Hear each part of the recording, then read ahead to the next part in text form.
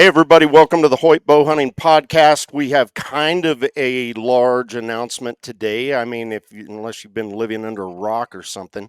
So I'm just going to say it. John Dudley, welcome home. Damn. Welcome home, brother. I There's know, no man. I missed home. I miss He was home. lost, and now he is found. Yeah. we've Eh, we I've been waiting 5 years to do this, guys. So hang well, on. hold Okay. on. What do you got? What are you going to do? Oh, Oh, yes. The last time this hat saw the light, I've been saving it. The last time this hat was out in public Oh, was when well. I shot that 30-inch mule there in Kansas that you were holding it down, oh, Danny. see, that's why he sucked ever since, John, is, you were his good luck charm and Yep. It's hadn't been true. able to wear his good luck hat. It's true. Yeah, I'm coming home, Evan. I got a lot of laundry, and Danny, you better have some home cooked meals. I'm like a kid coming back from college. Yeah, that's That's awesome, dude. So, I mean, this is huge news, and we're just gonna get straight to it, man. I'm kind of Everybody is speechless, gonna. honestly. It's like, what? What? the This The was my question hat I on. picked, and Evan just told me that this was actually a hat for Sharon. I didn't know it was the women's hat, but I love it. Yeah, yeah, it it's fits you perfect. it's I thought it Chris would go more with her personality, but it fits you. hat. It looks sweet. So I'm gonna get right to it. Like the biggest question that everybody has is what's the driver in this, man? What happened? You've been gone a little while. We are obviously very excited to see you back, and have you home. Um, but what happened? Like everybody out there is going to want to know. Yeah, I mean, this is going to be a long subject, I think. To be totally honest, the only thing that's happened is time. I mean, time went by, and to boil this down, 5 years ago when I went to PSE, Pete was approaching the 50 year. He also knew he was, getting older in age, and really wanted to prepare PSE to be able to get new ownership. Hmm. And honestly, as soon as the conversations came up, the very first people that I called, literally the next phone call after talking with Pete and Lonnie was Hoyt. And Hmm. this was actually in July. I mean, honestly, Jeremy can tell you the date because, like, it was a hard day.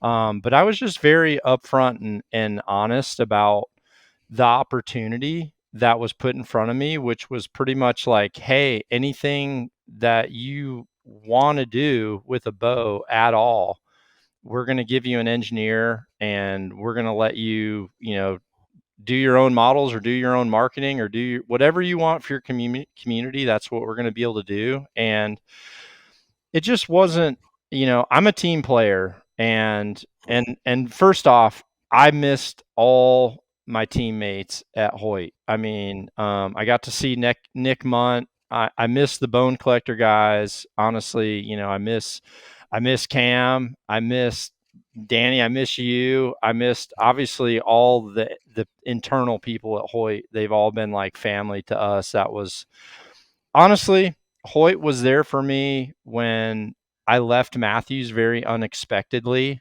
and didn't realize that at that time Matthews wasn't going to offer me anything if I wasn't internal. Like, I wanted to Right. be external. I wanted to be able to coach where I wanted. I wanted to be able to travel the world and do archery.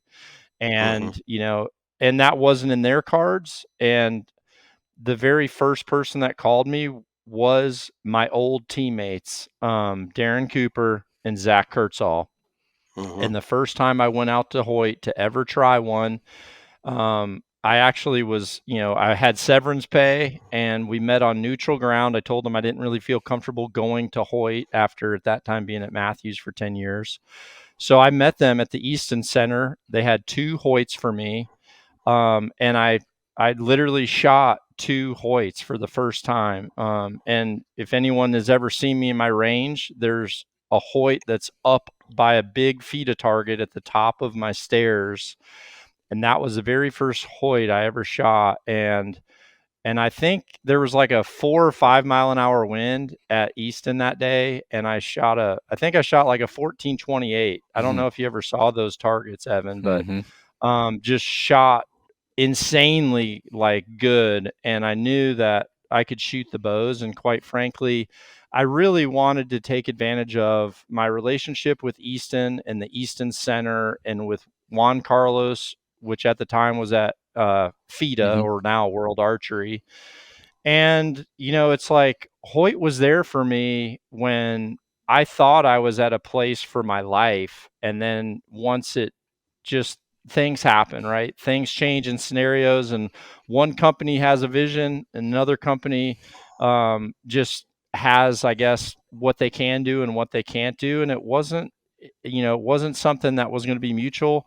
Hoyt immediately stepped in, and I immediately shot the bows good, and I immediately was with my former teammates. And, Mhm. Zach is now president at Hoyt, which Yeah. a lot of people need to realize. So when the PSC thing came to be, the first person I talked to was Hoyt. And listen, everyone out there, if you weren't around or weren't following at that time, it was very, very hard. I remember sending Evan and Jeremy like a picture of me bawling my eyes out. I was in Oklahoma and had just shot a really big deer, and I knew that it was probably the last deer that I was going to shoot with a Hoyt, and I was really upset. And I told them, guys, thank you so much for understanding that I just had an amazing opportunity to do something for our followers and to do something that was a passion project of mine, which was to actually do some of my own bow work and focus and not worry about price tags and not worry about what the company had for marketing expense, because we we absorbed all that as a company. Knock on, this was that was a project for our community. And Mhm. Hoyt gave me an amazing send off. They did a video for me saying that I was going to be missed. They thanked me for, whatever it was, 14, I don't remember, 12 or 14 years. And they, every single one of them, including Randy Walk, called me, and yeah, I recorded the conversation. We talked for over an hour when he was like, "Are are you absolutely sure? This is gonna go exactly how you said?" And I'm like, "Randy, I'm literally showing you exactly everything, and I'm asking, um, if this works for Hoyt, because I don't want to leave." But they knew it was a great opportunity for my family, and they knew it was a great opportunity for, I tell people, archery for me is my art. It's archery. And I just had a passion for design and doing some of those projects. And it was just an amazing opportunity. And guess what? In short time, when the Levitate won Bow of the Year, um, all eyes were on PSE, and PSE was able to change ownership.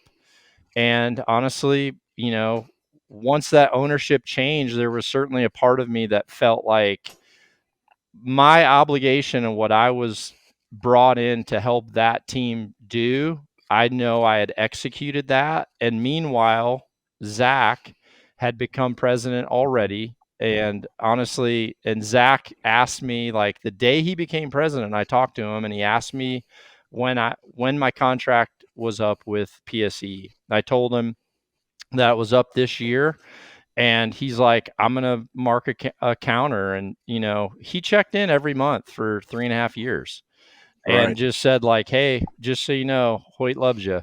Yeah. And so, I mean, does that answer the question? It No. was something where it's like, if you're, if my son came to me and told me that, some place is offering this science job, in Oregon, I would absolutely hate for him to be that far away from me, and for him to be doing something that's so different than a field that I know, and et cetera. But you would want that opportunity, you would want them to be able to do that. So you're never sitting there with a second guess or a regret or whatever it would be. So it was just a timeline in my life. And the truth is, you know, I go places for relationships, you know, and the PSE was the one time where it was selfishly a decision for me and for creativity that I really wanted to get out, and an opportunity that would honestly put Knock On Archery in a very different position, because it would allow us to do more than what we had ever done, which I was clawing tooth and nail for in the industry. Because, you know, well, you remember, Danny, on back when we were on network, you know, Yeah. I wasn't allowed to teach all for my entire TV show. I had Mhm. 3.5 minutes that they allowed Right. me out of my time. And I'm like, listen, people wouldn't, they don't care if they want to see me hunt. I could teach for 30 minutes. And it was like, Right. no, you need B-roll of this or that or that. So when we went digital on our own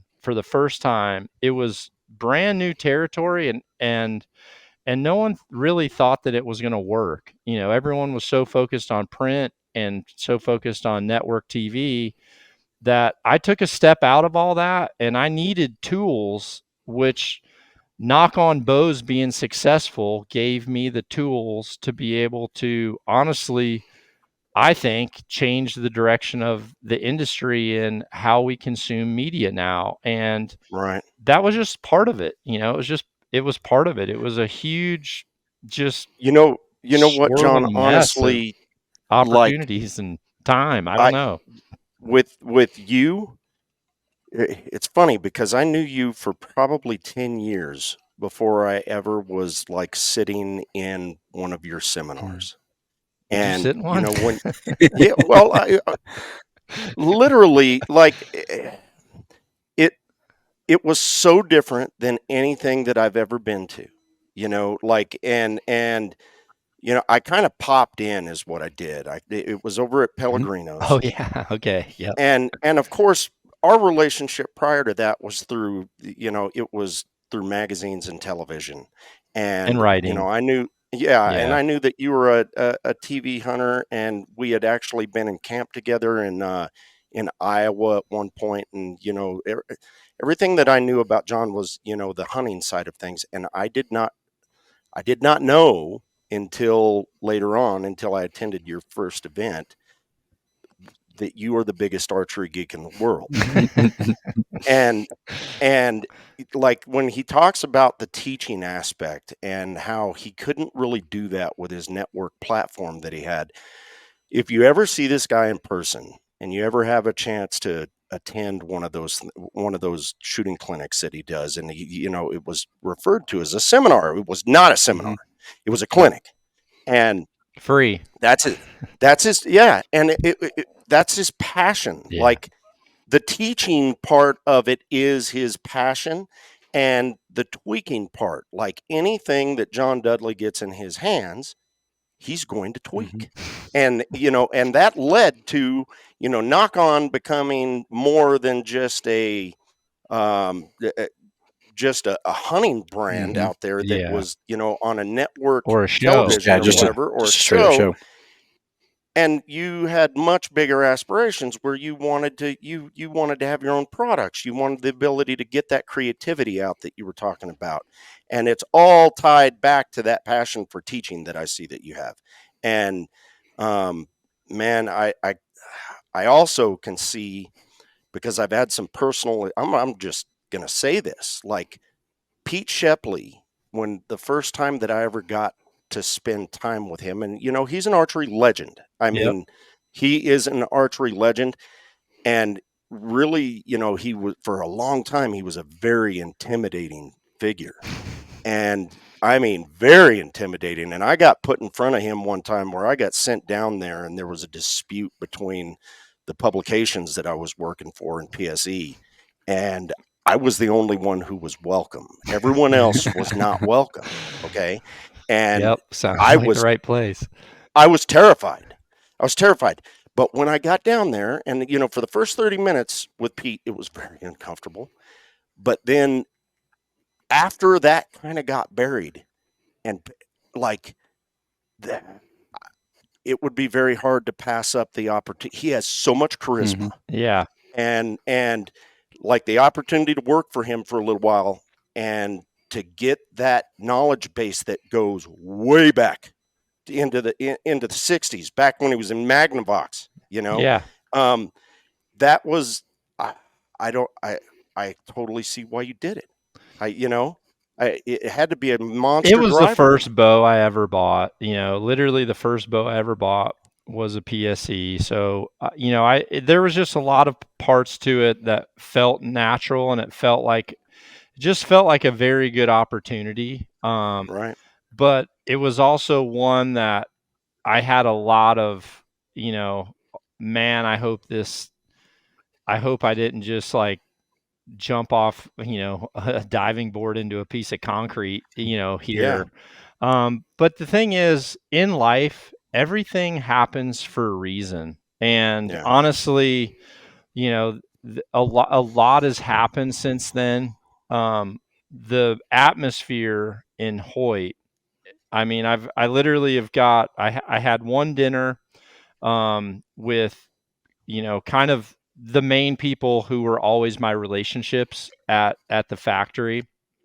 Evan and I see each other at most of the events all the time, and honestly, like, he's like, I got my hat, bro. When can I put this damn thing on? It's been sitting on my desk waiting.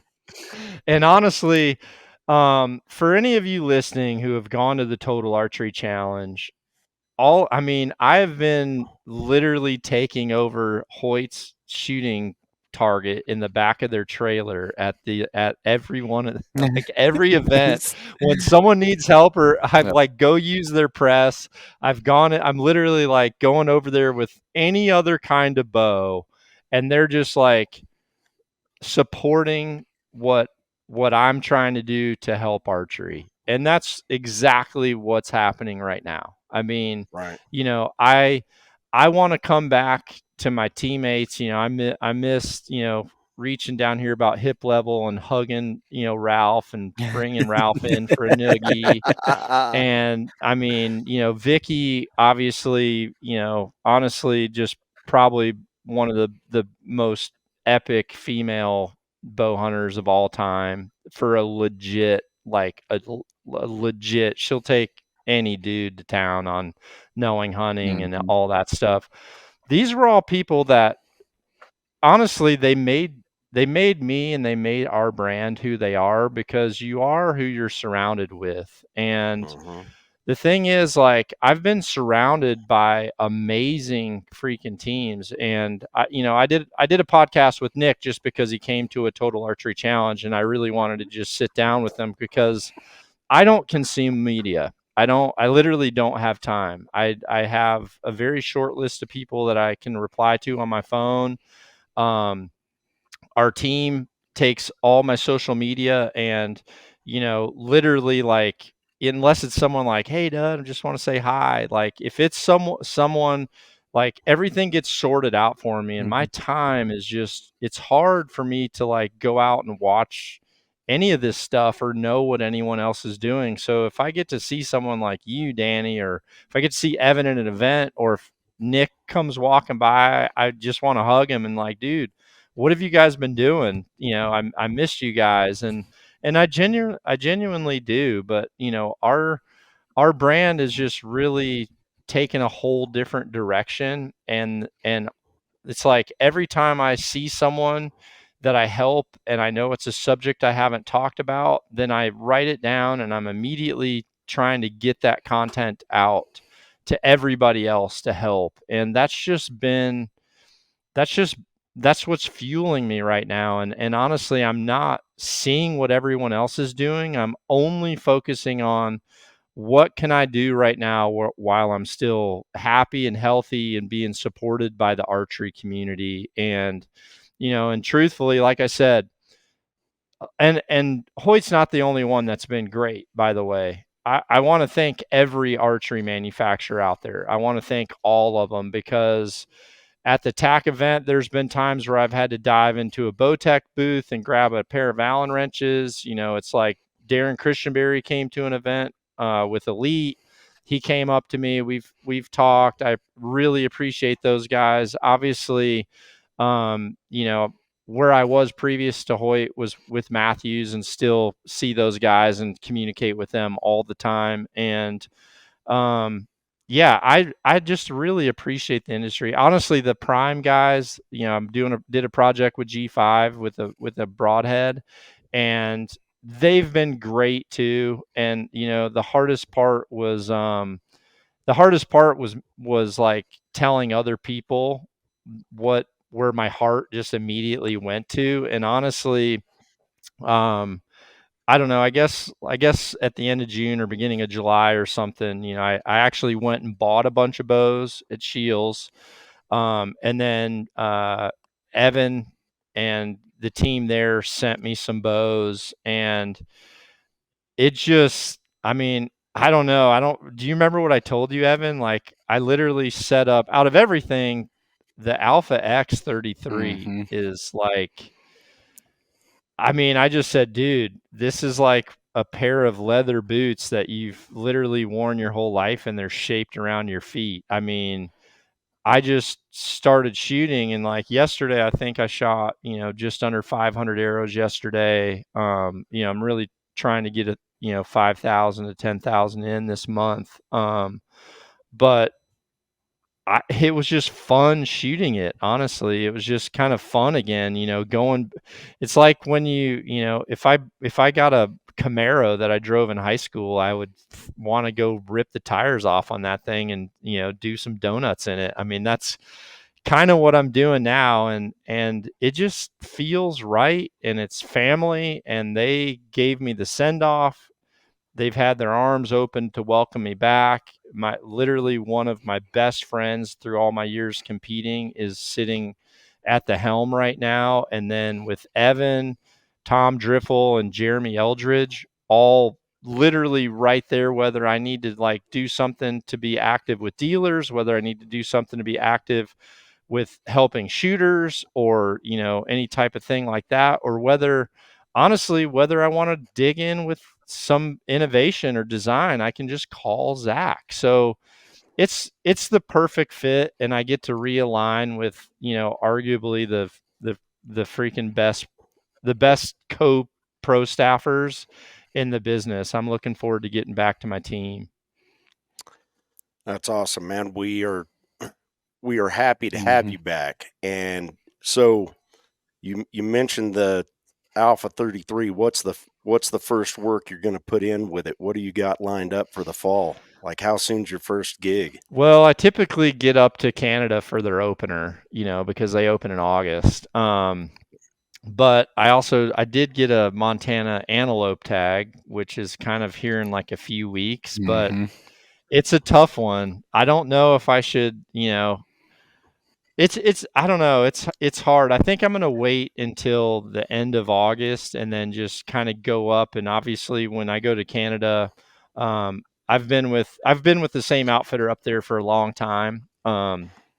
I go with Red Willow Outfitter just because that's where I've always gone. And you have to go with an outfitter up there. Yeah. But I've also knocked on doors for 20 something years. And I just, I have two friends that get guide licenses through them, and we just hunt on our own. So it's kind of the best of both worlds for me. I get big game tags in, God's gift to Bowhuntingville, which is Alberta. Wow. Yeah. BC's there too. I haven't done Saskatchewan, so sorry, Saskatchewan, if you're even better. If I had an invite, I would go.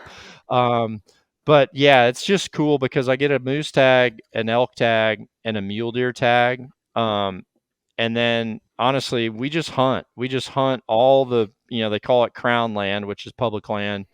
We just hunt all that. And if I come across something, I have a tag for it, and I'm not really focusing on anything. We're just covering, I forget what it was. I think we did like 140 or 150 kilometers on foot. And then, I don't know, we rode until I had holes through both my hands from those freaking paddles, doing float trips. You've been up.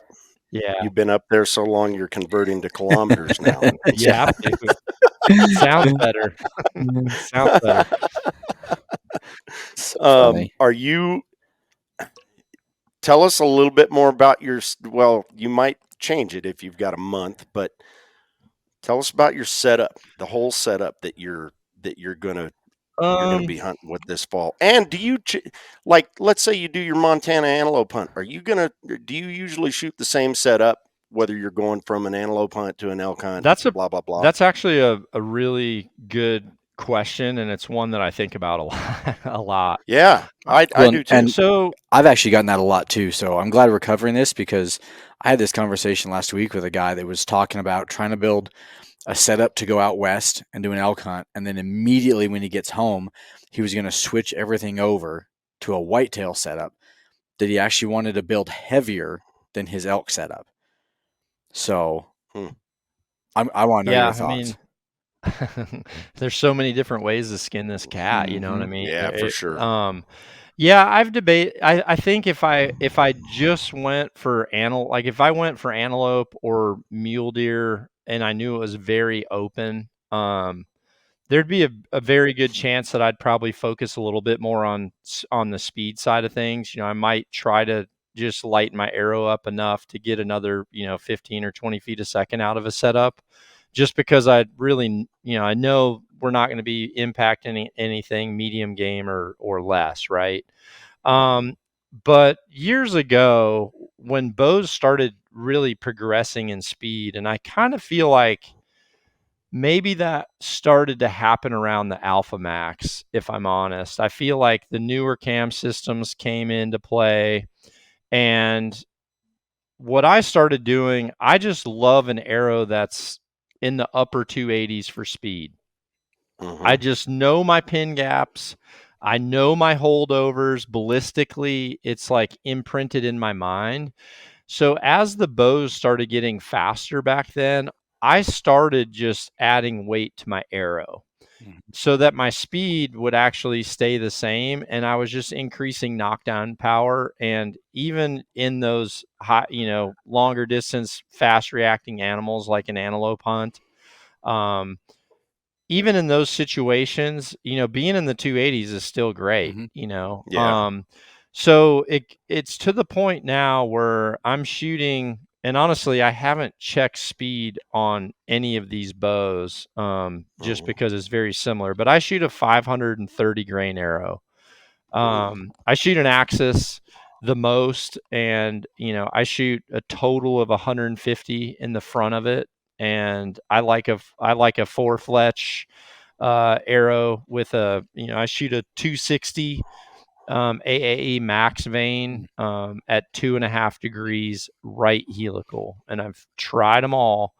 But if I want to try different broadheads, which honestly I do throughout the entire year, and then last year was a great example because I was working on a lot of prototypes. So Mhm. you really need something that can control a plethora of options.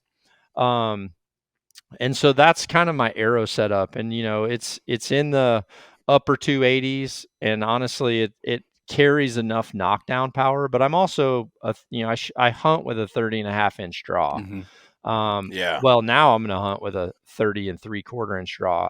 That's one thing that I love about this new cam is those quarter inch Mhm. adjustments. Actually, I mean, I can change a quarter, I can change 2 inches in shoulder position or elbow position so fast. Mhm. But when it comes to really fitting something that fits me really well when I'm fully clothed and I need clearance on my arms and stuff, 30 3/4 is perfect. So for me, my draw length gives me an advantage, over quite a few people. So, other people may have to change that arrow, but then I look at someone honestly like who I really value their opinion on, and from a hunting setup point of view, which would be like an Ulmer or Joel Maxfield. Joel Yep. Joel if I ever question something that I'm debating when it comes to an arrow hitting an animal, if I Mhm. ask Joel and he confirms it, then or if he says, no, dude, blah, blah, blah, he hunts more than any human I know. And he has since I was 18 years old, or before that. But when I met him, I was 18. And even at that time, he killed more than anybody I know. So it's like, you have to ask people that see animals in their element and that see the equipment in the element, and that's one of the really hard things about getting in debates right now, especially digitally, is some people have opinions based on, honestly, very successful hunting careers of maybe a few dozen animals or something like that. But there's also, you know, people that do a few dozen in 2 months. Mm-hmm. Yeah. That is a very, very different opinion, because you're just adding in, more to the data. It's just the Yeah. algorithm's getting fed more data. So it's like, do you want an algorithm that has had 4 posts, or let's say someone's killed 12 animals? You want an algorithm built off 12 pieces of information, or do you want an algorithm that's got 1,200 pieces of information in it? And Right.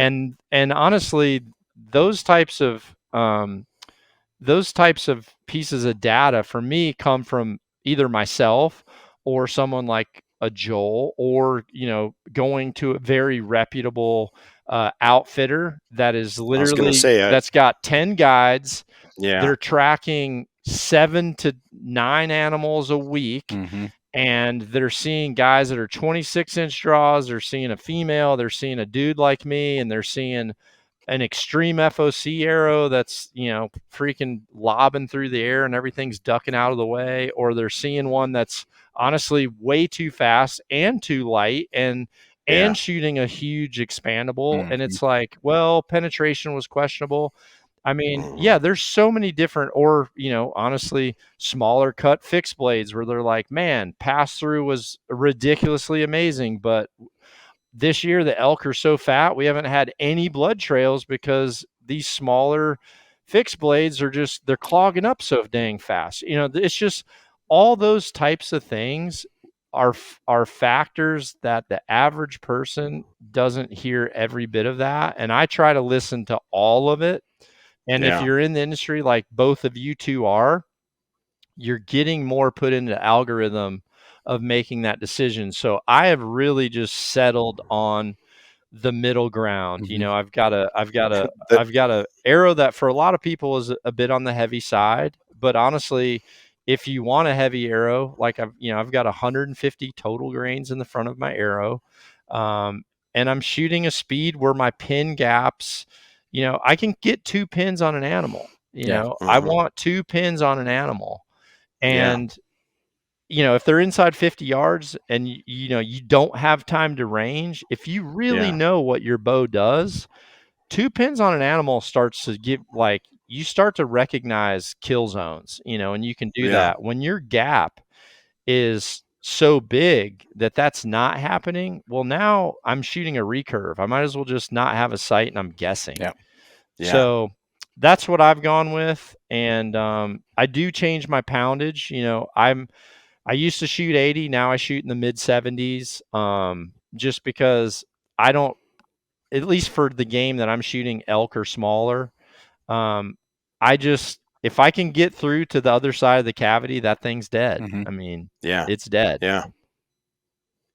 Yeah. And it's interesting because I've always said that I I feel like it's a compromise. Everything is a compromise. If you go too far to the left side of the spectrum, you get problems over here. If you go too far to the right side of the spectrum, you get problems over here. And I see a lot of guys do that. Go to the extreme one way or the other. Yeah. And it's like, man, find the balance. And they do with Um, time, and I've yeah. seen that. Like last year I did that Truth About Arrows series in August. Um, and I kind of went on a bit of a rant, and it had a lot to do with, honestly, a lot of archers that I saw that did have shorter draws and lower poundages that were on the extreme heavy side. Yeah. And is their penetration better? I've never questioned it. But there's a difference between an animal that has the ability to not be there in fractions of a second. That's So when yeah. when your paper plate is, if I was doing this with a paper plate at 20 yards, and just, would someone want to be shooting 300 feet a second, or would someone want to be shooting 240 feet a second? Yeah. I mean, Yeah. if I'm just like, hey, I've got this on a pole and I'm just gonna I can go up or down 10 inches, and Yeah. you make it, they're gonna be like, I need some speed. Yeah. But it Well, doesn't relate that way when, it became like the Ford Chevy type of argument. And the thing is, people veer way off one path, which I love people being curious.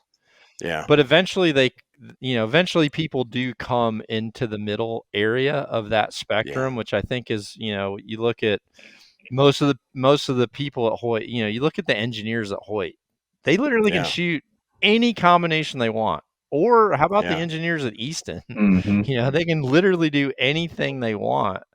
They're doing what they do because it fills more tags. Mhm. I remember for whatever reason, I don't even remember why, but for some reason I went from an ACC 360. This was back, well, you guys know when that was, probably 20 Yeah. years ago. Yeah. I was shooting a 360, which was just like the perfect middle ground for every hunting arrow, right? And for whatever reason, I'm like, I'm going back to a freaking Super Slam aluminum. And I remember I went to some freaking X7s and I took them out there just like, Chuck Adams would do. And dude, I had a whitetail come in during the rut and, was running all around, and I'm trying to range. And then by the time I got him stopped, I pulled back and, one pin is on him or the other pin was on him. And that was, and I kind of took my best guess. And as soon as I shot and saw the arc of that thing, I was just like, what are you doing? Yeah. Yeah. Like, Yeah. what are you doing? Like, what are you doing? Would someone want to use a medieval crossbow that's like shooting 150 feet a second, or would they want to go out with one of these freaking new ones that has a long ass rail that's just shooting like a rocket? They're Yeah. going to take the Yeah. new one. Yeah. That's what they're going to take. And so, Well, yeah, it's funny. If go ahead. a few years back, I was guiding somebody from another archery manufacturer, and this was a company that hung their hat on the super smooth, super quiet, but it's slower, Yeah. and this particular individual who was he was up there in that company, an executive with that company. He was shooting a really heavy setup, and I mean, he was singing the praises of it and touting it to me. And when we were shooting at targets, that bow was silent. You did not hear that arrow go off, and he was shooting very well. But then we went out into the field, and there was it was a 192-inch muley that we were chasing. We figured we know what it was because it got killed by a muzzleloader a week later. Oh, nice. But we snuck in to within 50 yards of this deer, and he was bedded. And I told him to go ahead and sneak 5 yards up in front of me to where he was going to be in the clear. And I said, just wait for him to stand up. Don't make him, don't do anything to try and get him to stand. Just wait. So the thing finally stood up. And when he stood up, he immediately walked a few yards. Yeah. And from our perspective, it looked like he was walking perfectly perpendicular. Parallel, yeah, I was going to say. Parallel. I know where this one's going. Yes. And literally he angled away from us a little bit, and he didn't realize it. He'd been sitting there, and it's happened to me too. It's happened to all of us. He'd been sitting there ranging it over and over and over again. And he had that yardage stuck in his head. Well, it actually added 3 or 4 yards. And if you're shooting 280 or so, and he adds 3 yards, it's probably not going to make that difference to where you're actually going to go under him. Yeah, you're going to be in the cavity, but you're going to at be the in the bottom of cavity. it. Yeah. He shot right underneath that thing. Yeah. And I guess the point is if all your hunting is whitetails in a certain area where every shot that you take is 25 or under. Yeah.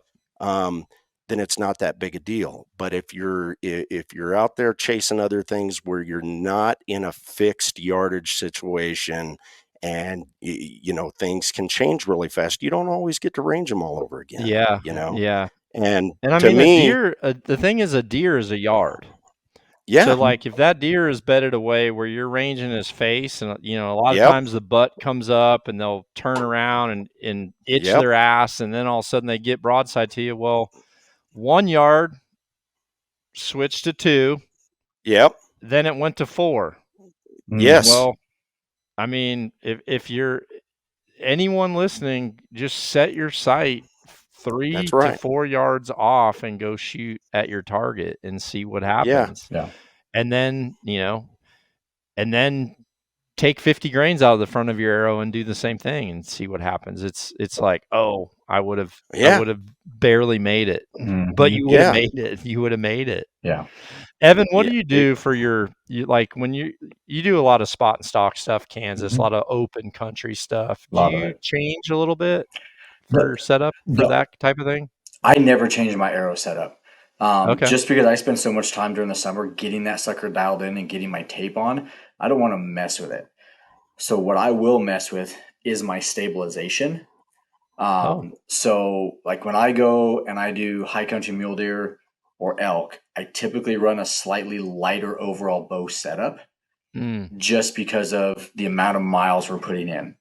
Yeah. But when I go to Kansas, most of the time, like the farthest I'm going to get from my truck might be 3/4 of a mile and then have to go back.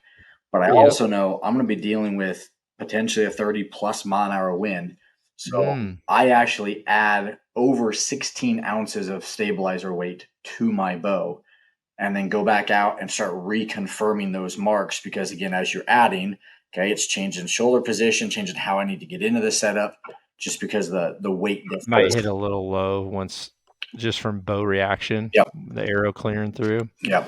But that's interesting. But I typically build out between 430 and 440 on my setup. And then I've been running a 4 mil. So the injection, when it first came out in 2012, I jumped on board that really, really early just because of having less surface area for those higher wind conditions. Yeah. And I've carried that through to the Axis 4 mil the last couple of years. I run what is now the 55 insert with 100 up front. And then I've been running a 4 fletch in the back, but the Max 23s from AAE. Yeah, that's a good one. And then I ran those a lot too. Yeah, and Nick had me change to a 5 fletch this year just to kind of play around for some extra stability. So that kind of put me at 4 with the added weight. I think I might hit 450 this year with my overall arrow setup with 155 up front.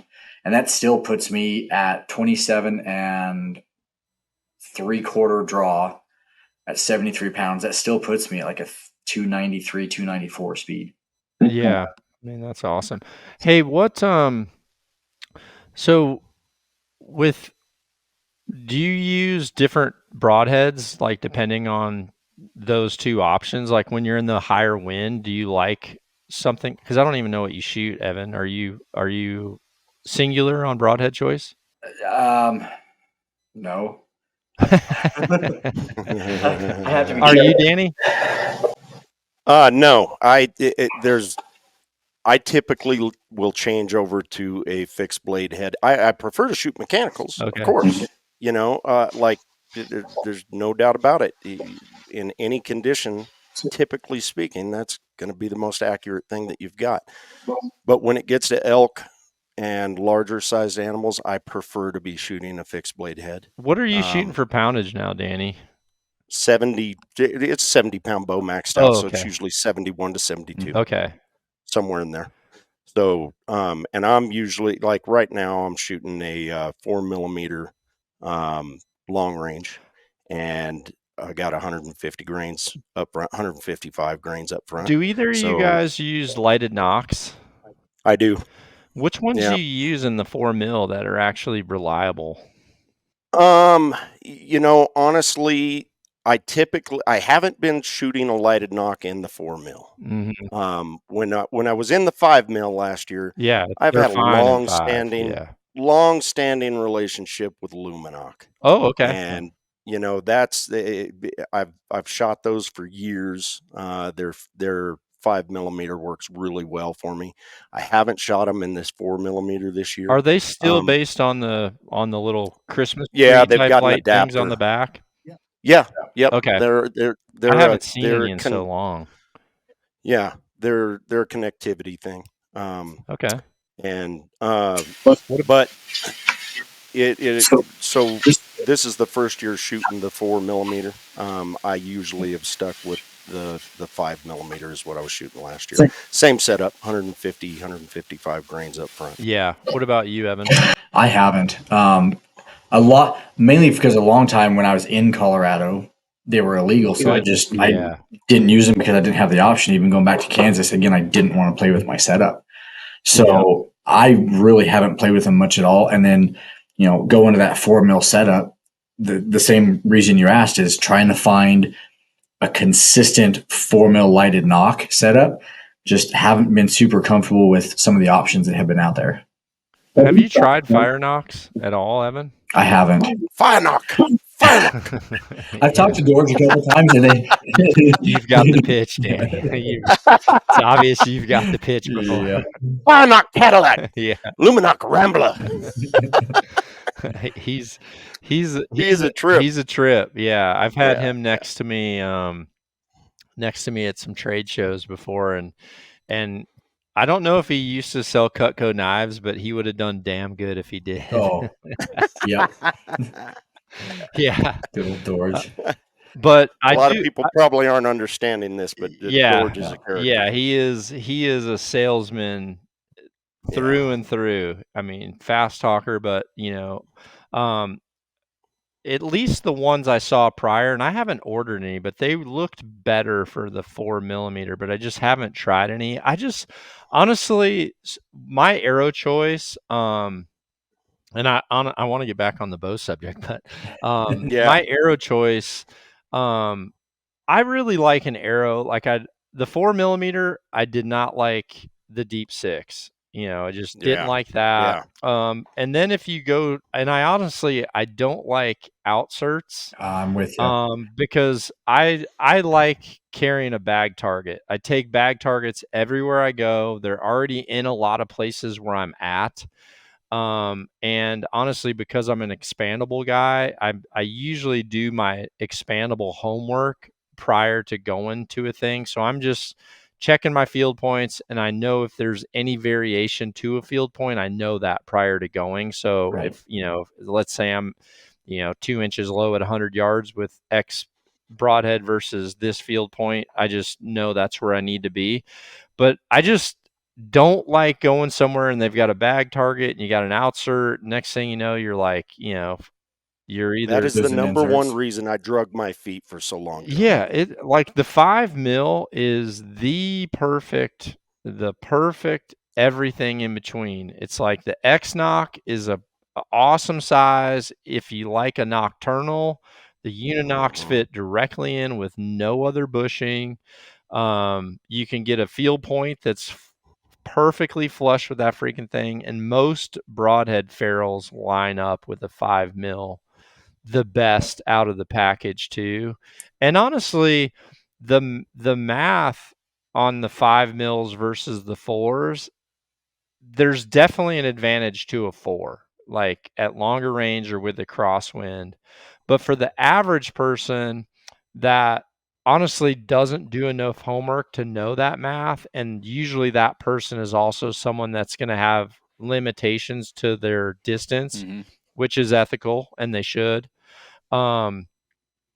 then it's kind of a perfect in between. And honestly, in a 5mm, and there's some awesome stuff coming from Easton. I can tell you that right now. Like Easton's got some great stuff coming for 2025.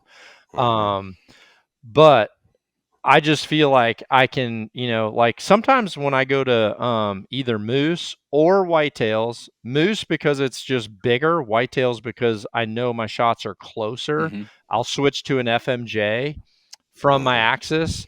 And normally, honestly, I'll normally drop my poundage a little bit for a whitetail setup. A lot of times for my whitetail setup, I'll go in the upper 60s, maybe 70, because I know how cold I'm going to I be. say, is And that's I'll, more for the draw cycle component yeah, because of the draws. external temperatures and everything Yeah, else? if I'm sitting there freezing like Yeah. this and all of a sudden something's there, I can draw in a weird position. Or if I'm in a blind and you're trying to draw in a compromised position, I can do it. Or if I'm freezing Mm-hmm. from sitting for, last year, whatever it was, 42 freaking 13-hour days. Yeah. It's like once you do pull it back, your joints feel like an old door hinge, need some WD-40. Yeah.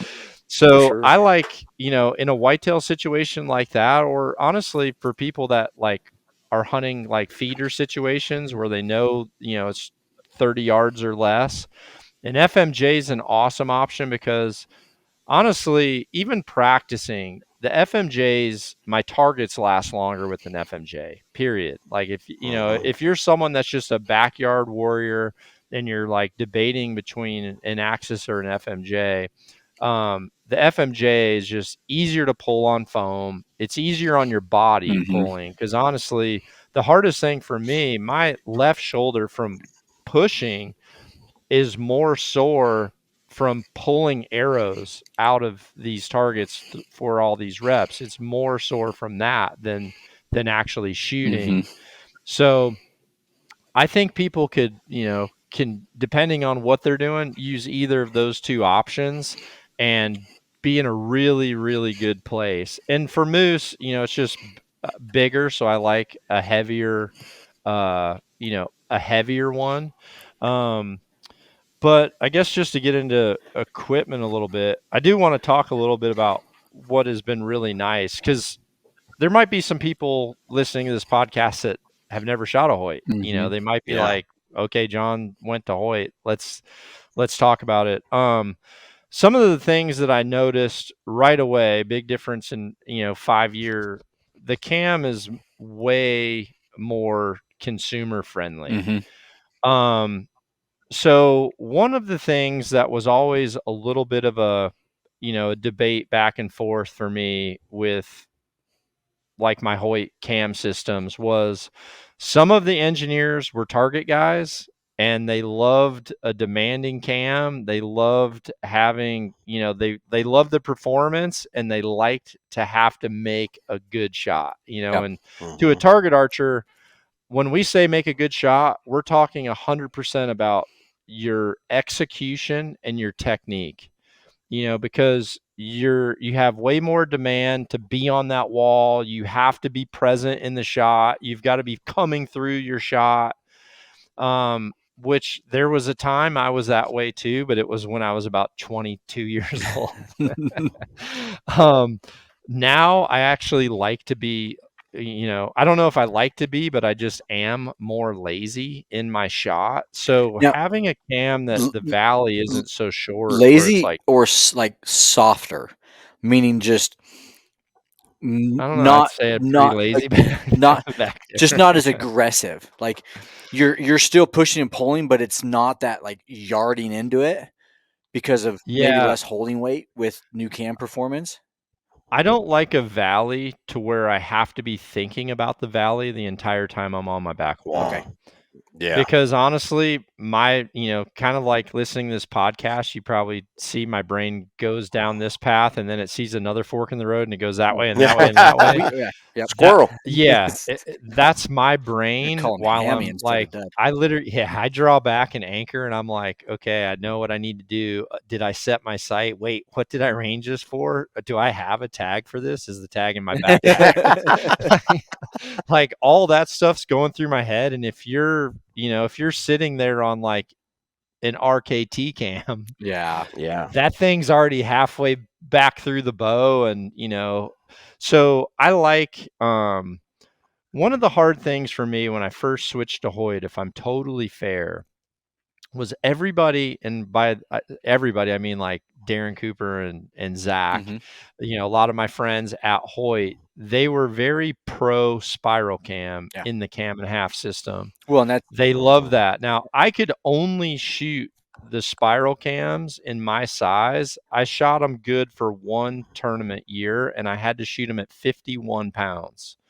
That's the only way I could. When I tried shooting them at 60, it's just when I got tight and when I got nervous, I would be creeping without, like, I would bet money there's no way I'm creeping, but I would creep off the wall.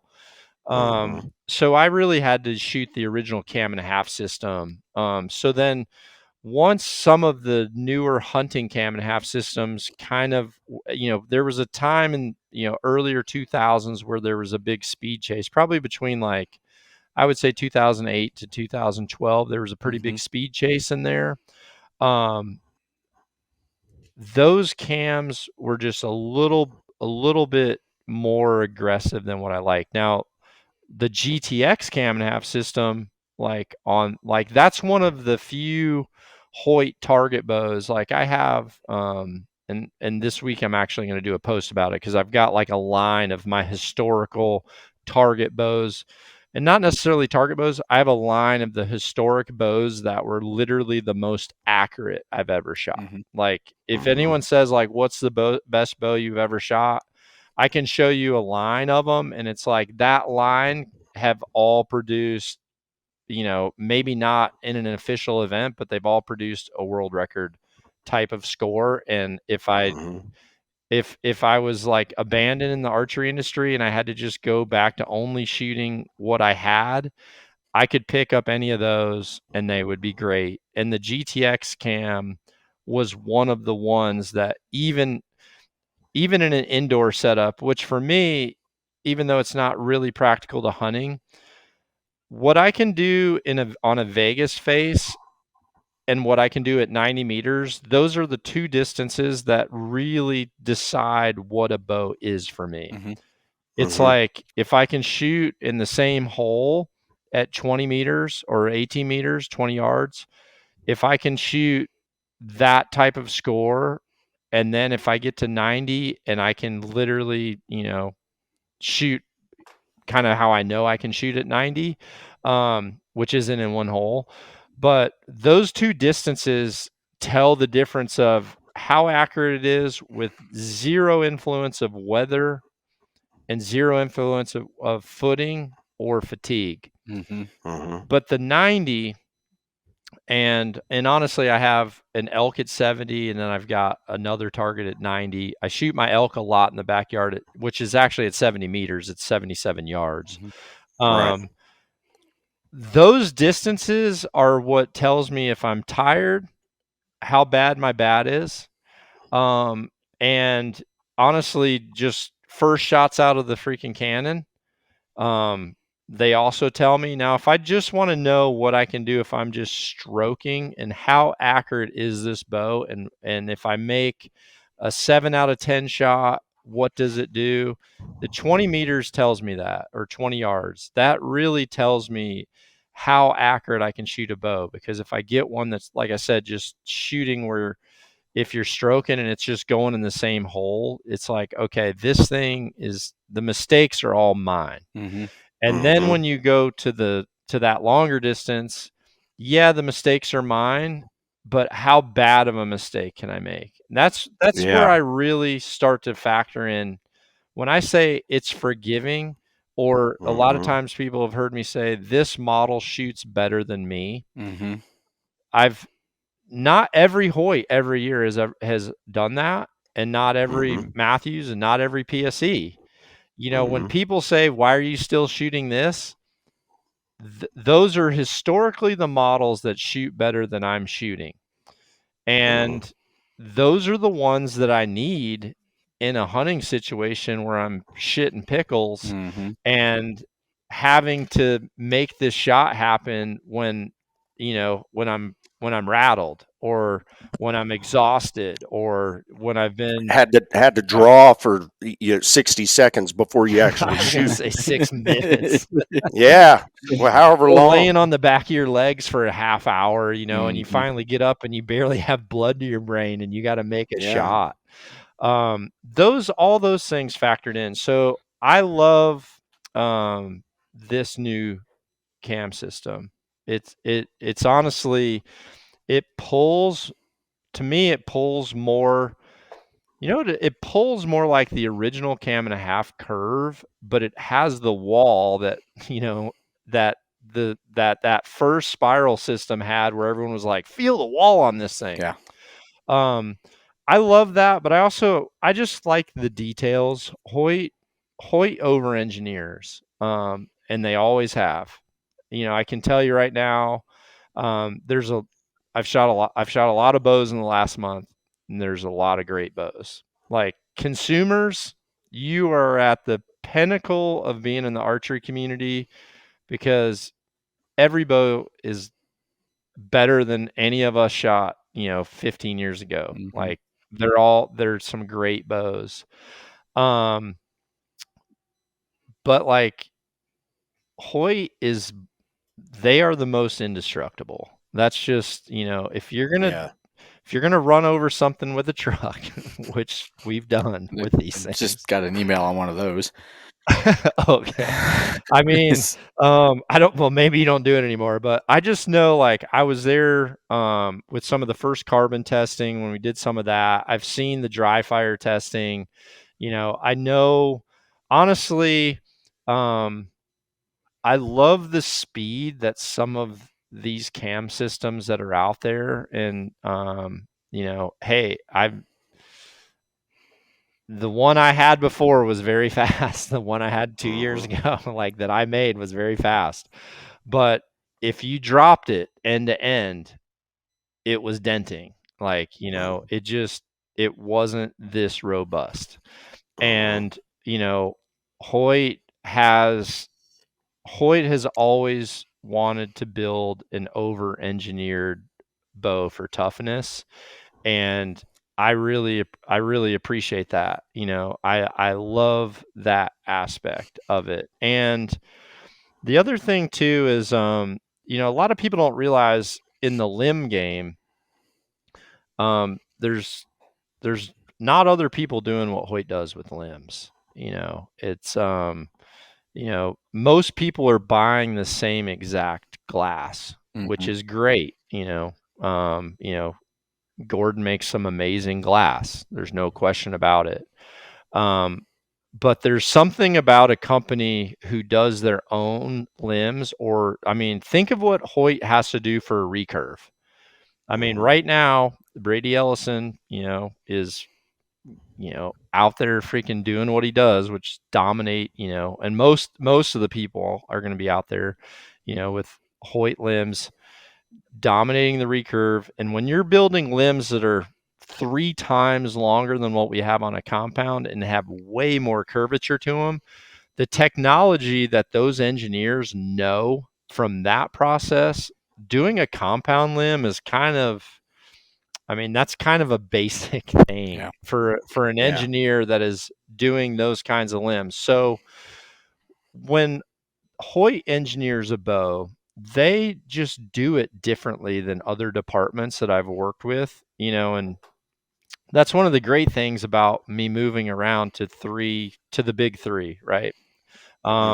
Is I see some companies that they build a riser, and then they build a limb and a cam around the riser. I've seen people that just love the cam system, and they build the entire bow around the cam system.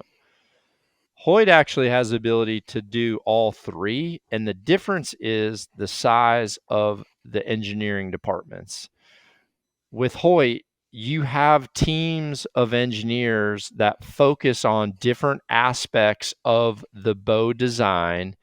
And correct me if I'm wrong, Evan, maybe things have changed, but in the past, those teams would actually move around. So it's not like one engineer just nuked his brain on a cam for 15 years. So what's amazing is you have these micro engineering teams that change places, change faces, same guys, but they literally can, one can be working on an awesome riser shape that combines with these limbs or these cams, and then maybe they change to a different apartment, but there's so much crossover that they're building a system. They're not relying on, okay, hey everybody, we're not getting rid of this, this cam, so we have to build everything around this. Right. It's like, how do we build the best, like the riser teams, like check out this freaking riser. I mean, and honestly, if you've been away from Hoyt for a while, I mean, check out this riser. You Yeah. know, the one Mhm. thing I'll tell you that I've always loved about my Hoyts, when you set them up and they have a tech riser, this part right here, this big truss that's behind your hand with a Hoyt. This truss is a brace system. You can think of it like a bridge. Um, this stiffens up this platform torsionally so much to where you're able to bring your pins back in line with the outside edge of that arrow shaft. Yep. And you take a Hoyt and put a long stabilizer on that thing and draw it back.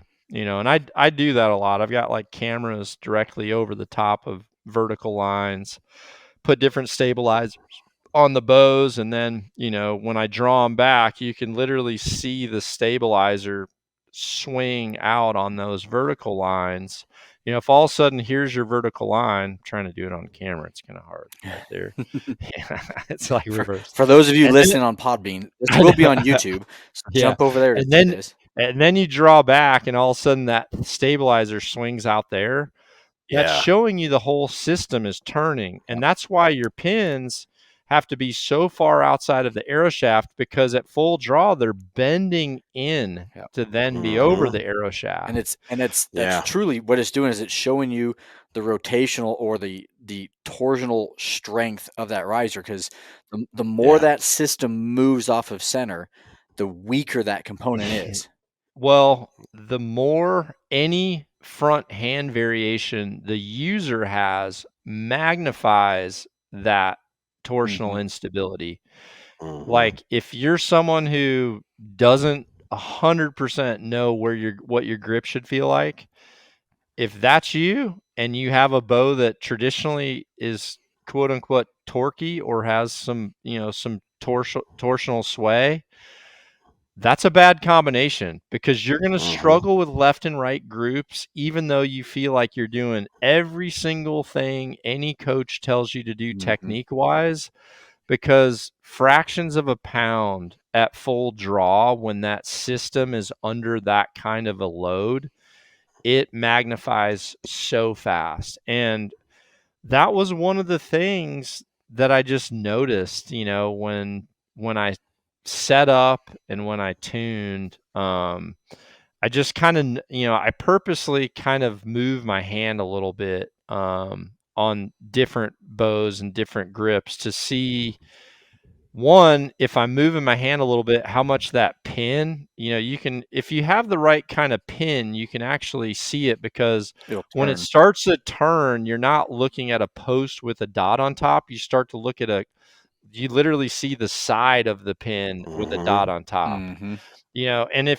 And listen, if you have a site where your pins are not in a perfectly vertical orientation, where like every pin's like this, if they're Mhm. staggered to where one pin is in front of the other and the other one's behind that one and the other one's behind that one, and then you have any torsional twist, those pins all come out of alignment at full draw. And Mhm. so you'll have one distance where you're a little bit right, the next distance you're further to the right, or left, because those pins aren't all in a perfect vertical line, and that torque that you're inducing into the system is now giving you different aiming points, Mhm. or Mhm. you have a different aiming dot that you're using. So with these things right away, those are some of the things I just noticed. And honestly, I should be mad at Hoyt, but they're freaking sticks. I mean, Dude, those I things, I they're so awesome. there's I no tried to reason do not it to on the have them. NTN. Yeah, I Yeah. tried to do it on the NTN. I think the whole industry's like, wait, what? A Yeah. freaking bow stand built right onto the bow? Yeah. Like in 2020, that was one of the things I did. And honestly, they didn't think, they're like, no one is going to care about that. So like that was a project I had to do it on my own. And I'm not an awesome engineer. I'm more of a concept engineer. So I'm a practicality engineer. I need people, honestly, like Zach or Darren Cooper or Gideon or Daniel or freaking, Someone to bring it to life. or any of the other freaking 10 guys that are better than me at Hoyt to bring it to life. But that's a problem solve right there. I mean, the freaking, I've got the Ghost Sticks 2.0 right over there, and the Ghost Sticks are so practical, and these are so robust, and the way that they can kick out of place, they don't rattle at all when you shoot. I've actually been shooting with I've had them on every single bow I've built. I've just put them on and shot with them, and they've been awesome too. And even this, like even finally putting a hole through that truss. I mean, I wanted to drill that thing out for so many years so that you could feed a cord through there. So there's just a lot of little details to these that that I just really appreciate. And if you take a grip off, there's no bow that feels better under a grip than a Hoyt too. So 100%. You know what, John? You might be able to articulate this better than me. Okay.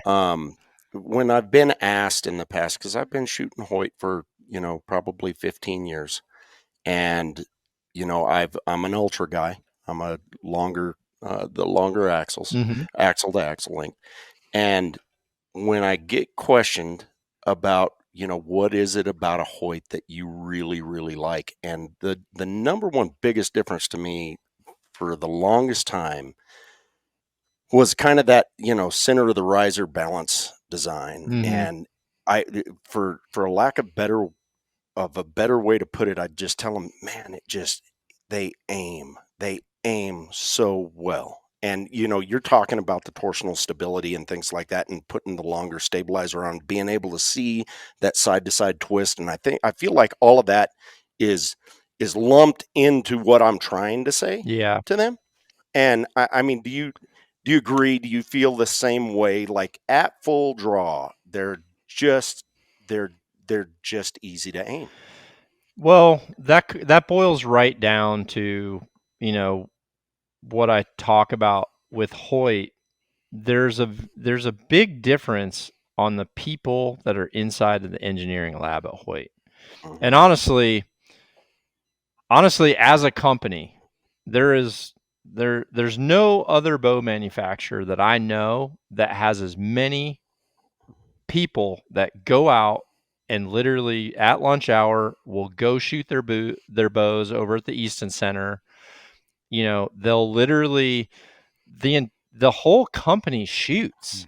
You go to a Redding event, there's full double targets stacked with Hoyt employees shooting the Redding event, which is score wise, in my opinion, like there's tack, which I love because there is no score and it's the everyday archer out there with whatever they take.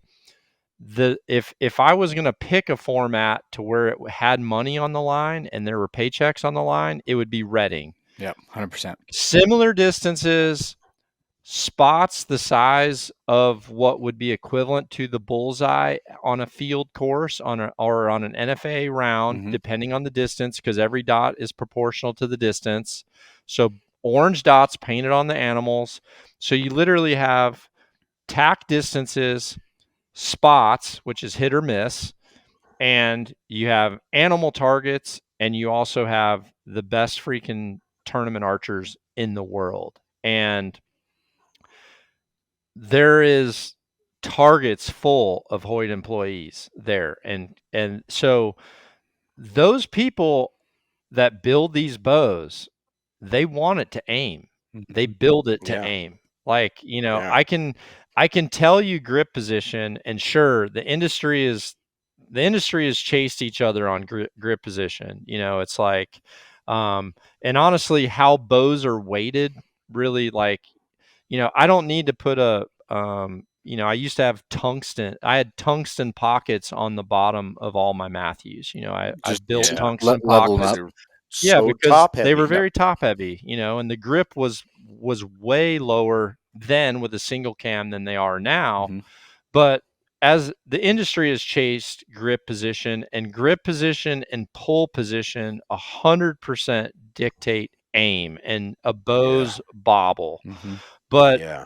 to get it to the sweet spot first and be able to still know the thing tunes, when you have a department that has, I mean, there's probably, I would say, I don't know now because I honestly, me talking to Hoyt was me sneaking in a trailer and talking to Evan at the TAC events, or, honestly, when my contract expired, I flew out just to have dinner with kind of my old friends and our wives, Mm-hmm. because it was like, it was like a reunion. We just, I just wanted everyone to know how much we missed each other as families, catching up with families. But there's probably 6 to 7 people in the Hoyt engineering lab that can build a bow better than me. And if that thing passes inspection, they have done that. I mean, that's, for me, that's the difference. Now, if they send me something, they're like, listen, this is Gen 1, um, set it up with your setup and let us know if we've missed anything. It's a very different conversation than like getting one where it's virtually almost done from a company. And I'm like, have you guys set this up? Because your center shot, like, you don't want to have people to have to move these cams every time they take it out of the box. Mm-hmm. You want them to be able to move it if they grip a bow slightly different than the people who were taught to grip a bow correctly. Like the Hoyt guys are shooters that engineer bows. That is a big difference in companies. And granted, there's great shooters at other companies too. So I don't want to take that away, but there's a difference between one or two and a team.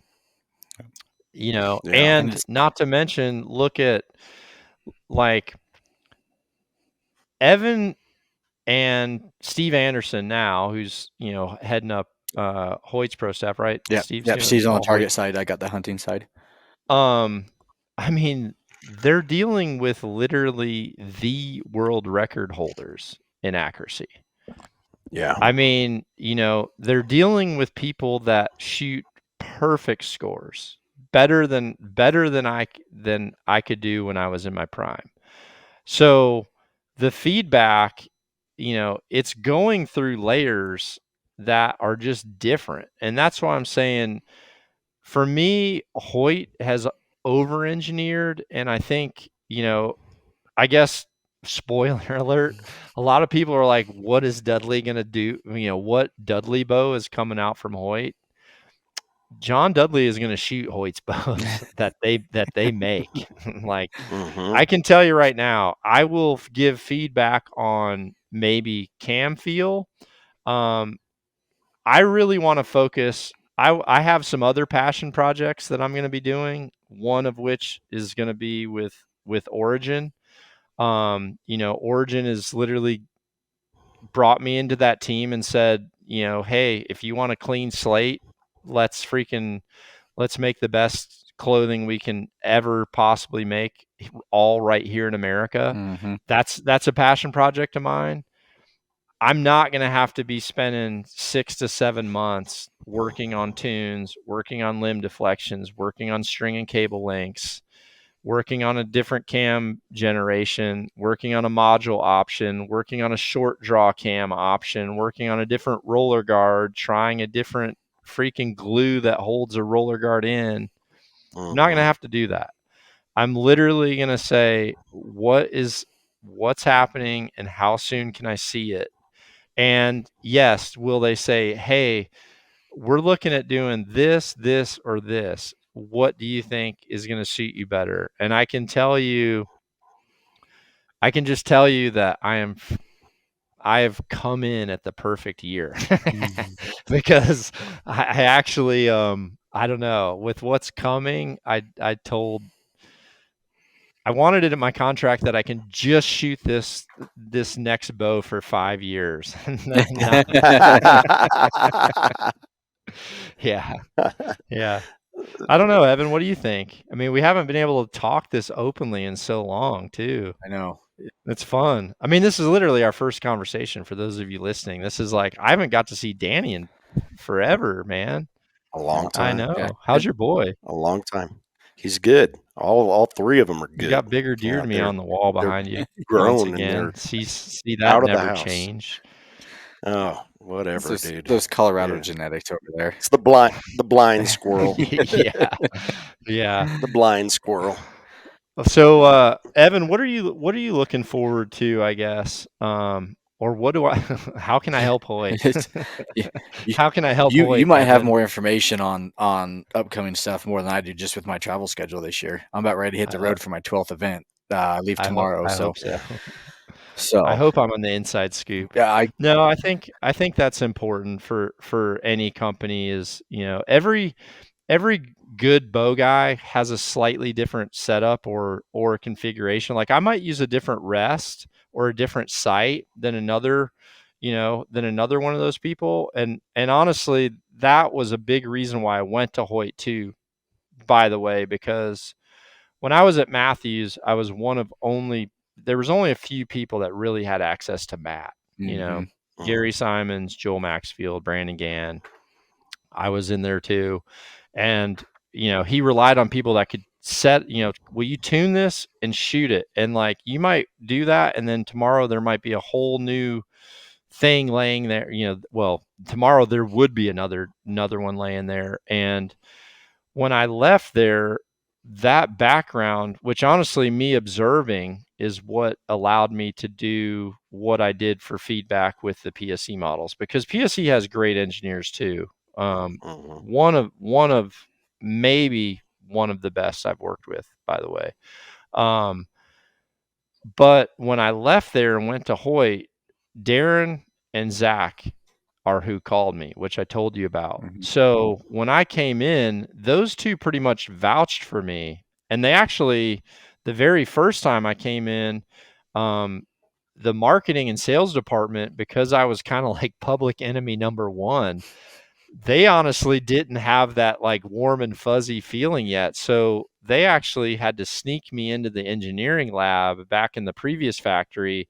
They would sneak me in there, and then they would actually, because I would want to just build all kinds of different things and set them up with different stuff. So were you ever at the old one, Evan, where there was the upstairs? No, I never got to be in there.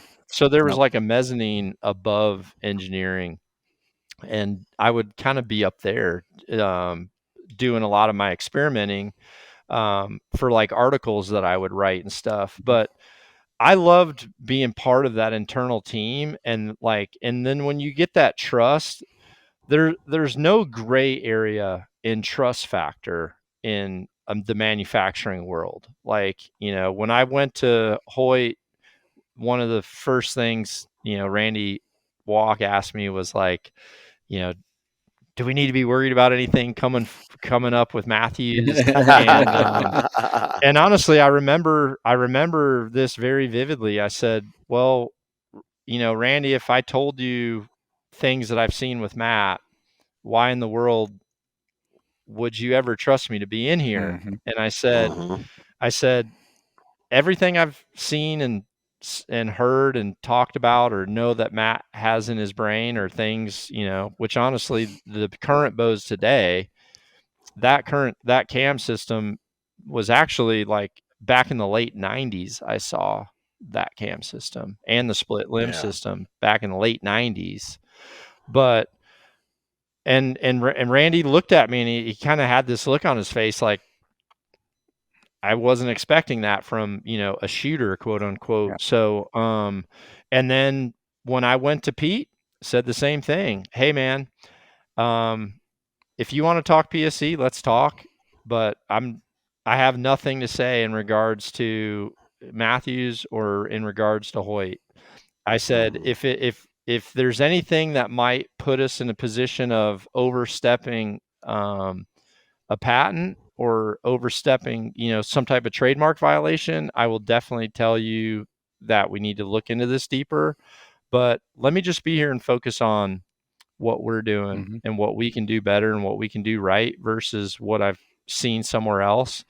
And when I was at PSE, Hoyt sent me stuff that was coming out, and Zach asked me about things, and honestly, I've had the Matthews guys ask me about things too, and send me stuff early for opinions, and yeah, I stay tight lip about it, and being able to work with people like that gives you a different appreciation of how they work to bring forward the product that the consumer sees. Mm-hmm. And those are all things that are part of why I make the decision. Like I said, I know Hoyts are overbuilt. I know that if I have to travel with one bow, and honestly, when I started competing with Hoyt, was the first time I had ever traveled the world with one bow. Up until that point, I'd always traveled with two, because I'm like, because you go all the way to Australia to compete, or whatever. But honestly, it just got to the point where I'm like, why am I hauling two bows around? I literally have used the same bow every single day, and I don't even have issues at home. So as a hunter, that's what you have to have, is something that can, someone leaves in the back of a truck, or on a, you're beating it around on a horse or a four-wheeler or whatever, dropping it out of a tree. I've done all that. They're It's a lot of people have kind of forgotten about, like, the Hoyt Tough campaign. I know. You know what I mean? Dude, like that should be a timeless campaign. And honestly, it should be an industry campaign, because the consumer deserves that. That's what we put our gear through.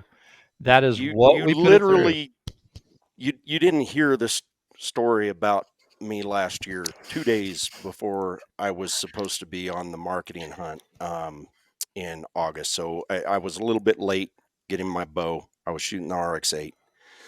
Danny and I had a competition going last year with this bow. Yeah, I decided hunt. I want some. Well, we were going to be collecting marketing assets on this hunt. Okay. So it was very work, early. Yep. Yeah, exactly. Had the bow very early, and 2 days before I was leaving for this, I decided I want to go out here in Colorado and shoot an antelope and be the first person to shoot something with the RX. Yep. Okay. There's a long story to it, but I ended up dry firing that bow. First time I've ever. Yes. Hopefully we got that. Do we have that asset? We do not have Come the dry on, fire, dude. But I mean, you can imagine this when it happened. Okay. Oh yeah.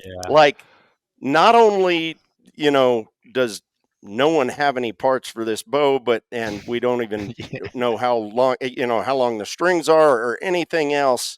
Like, there's you can't even tell anybody the name of the bow, much less anything else. So like, literally after it happened, I'm just in shock, and I'm just like, oh my effing A, what did I just do? And this is the only thing that happened with that dry fire. Was one of the whole shot tails split in half and came out.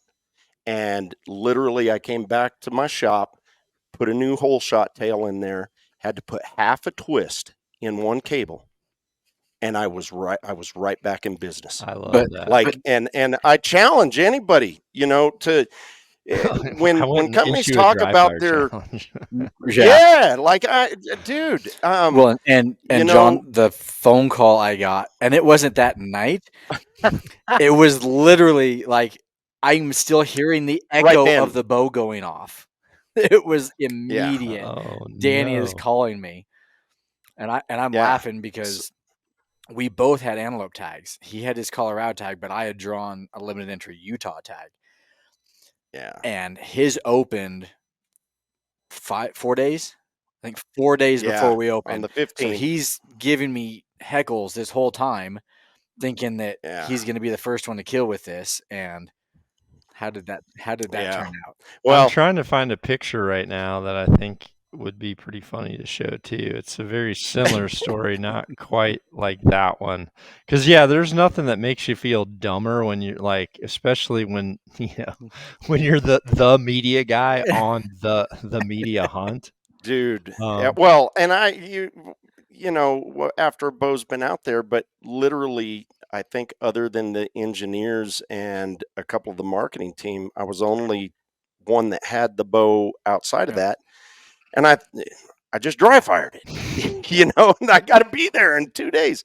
But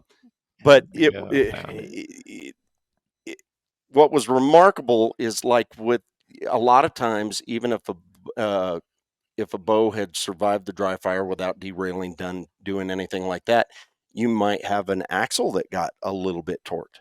Well, these new axles on this baby are double the diameter than the old axles. It's absolutely solid, man. Like you said, if you're going to back over it with your truck or do some, pull a Ferris on it and dry fire it or something like that, then man, this is the bow you want. I was on a media hunt for Hoyt. Evan, have you ever seen this picture? No. What did you do? No, I have not. What did you do? Yeah, they cross-threaded like a riser before it got to me, and like everybody was already here, so like all I could do was run like this big screw into the riser, and a zip strip. And dude, I got to think what bow this was. Hold on, I got to think what bow this was. This was, let's see, what year? It might have been a Spider, or yeah, it would have 12. It would have been, well, it was 2015. So it would have been DFX. Was it a year ahead? It would have been a 16 model. So, yeah. Defiant. Yeah, Defiant. yeah, it might have been, but yeah. And what's crazy is Taylor had to Photoshop, because for all the Hoyt catalogs, Taylor had to Photoshop. Yeah. Oh, I have seen it. I remember Taylor talking about that one and having to spend all the extra time in Photoshop. Yeah, every single picture he's having to like go in there and Photoshop a freaking button head, a burger button screw on the riser. Yeah, I just love that though. That's the part of the industry where you don't get to tell people those stories, but it's also those catastrophes are part of what makes you have faith in stuff, as it goes forward. And the teams ironic that, thing, that rally around you. The ironic thing is that the card that comes with every Hoyt bow right now, the one that comes with the RX-8, is I'm walking down a hill and I have that bow over my shoulder and I'm kind of standing in the 8. That bow was dry fired 2 days before that, and like dry fired 2 days before it, and it was just fine. That exact bow. That's awesome. That's awesome. Yeah, it is. It is. Well, man, John, probably time for us to wrap it up. But yeah, it's up to you guys. Once again, man, I mean, welcome home. This ain't the last time you're gonna be here, man. We're gonna have you back on here. Hopefully, I get to come back on a podcast. Oh yeah, for sure. But when's this coming out? Will this be like on launch day? Like, Evan, what are you? No, we don't actually know a launch day yet because haven't set any of those for the hunting side yet. Yeah, honestly, like, and I think this is important. This is important for me to say. It's probably not important for Hoyt to say, but I didn't.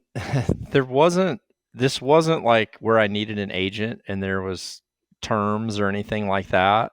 The great thing about Knock on Archery is our community is so supportive, and they've been so supportive,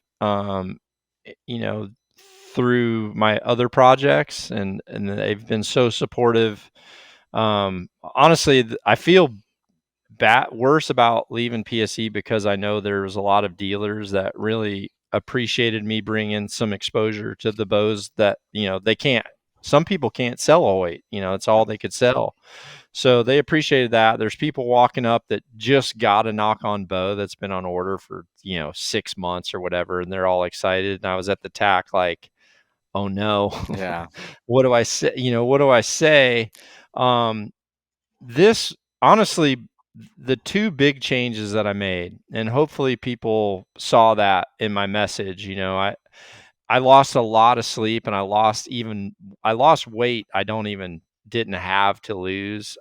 Just being so stressed out, knowing that my contracts were coming to an end, and I really wanted to make decisions based on what does Sharon and I, and what does what is going to make it fun for our community.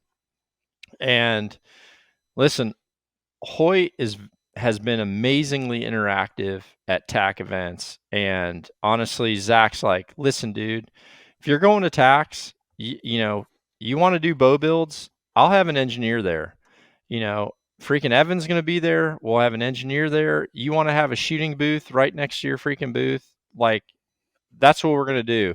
If you want to, put on some amazing experiences, for some awesome Hoyt people, if you want to do something at the Easton Center, like, just what do you want to do with, what do you want to do with where you're at right now? And I just said, I honestly want to finish my career working with people that I like and that I have great relationships with. Because listen, it's not fun when there's personnel changes and you have someone that's got an entire calendar and a whole team that has helped me with content and with rollout, and literally, people having to freaking drive your stuff to an event so that you can show up there, and then they've got to drive it back and unload it because you're already at another event. Like, there's a team around me. There's an amazing team at our headquarters shipping out stuff to people. And I don't want to have to re-explain what Knock On is and what we do for the archery community, or what I want to do for the archery community. I don't want to have to explain that every time someone gets a new marketing director, or every time there's a ownership change, or any of that. I want to work with my friends. Zach has been my friend longer than anyone that's internal at Hoyt right now, period. And he's the president. So, that's for one. And a lot of the people that I've met around that, like, the Ailmans, for example, I met at Zach's freaking party, at a house party that we had when we were, in between hunts together. And I was probably, honestly, I don't even think I was at Hoyt at that time. Right. So, Jeremy was my point man forever. Now he's running marketing. Tom Driffle was in freaking HR department, coming out of that office, wanting to hang out, showing up at our bear camps up in Idaho. I have pictures of Harry when he was like 10 years old with Tom's kids shooting Red Ryder BB guns while we're out, putting bear baits out together, So, dude, those are my friends. With Origin, Jocko is one of my best friends. Our wives are best friends. They're like two sisters. They are best friends.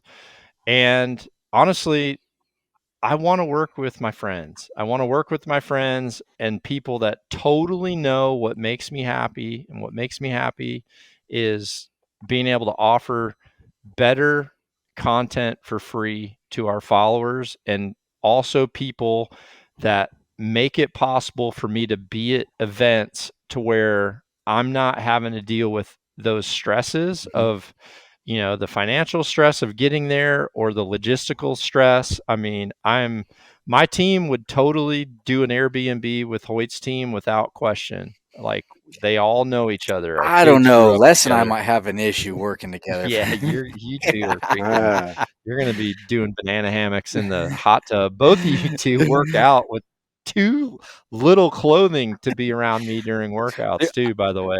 My garage does not have a fan and is not air conditioned. So when I'm in there and I'm sweating, like, sorry, Bro, I'll buy you an air conditioner and a t-shirt.